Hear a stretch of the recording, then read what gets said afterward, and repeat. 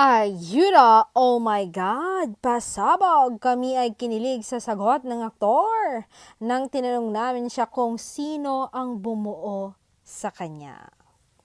Say niya, to be honest, tao lang ako, naranasan ko rin masaktan. Pero nung dumating si Belle sa buhay ko, sabi nga ng kanta, ang mundo ko'y naging masaya at salamat sa Diyos, nakilala ko siya. At talagang nagiba ang mundo ko, naging makulay dahil sa kanya. Dagdag pa ng aktor, ang sarap magmahal kung mahal ka rin ng taong mahal mo.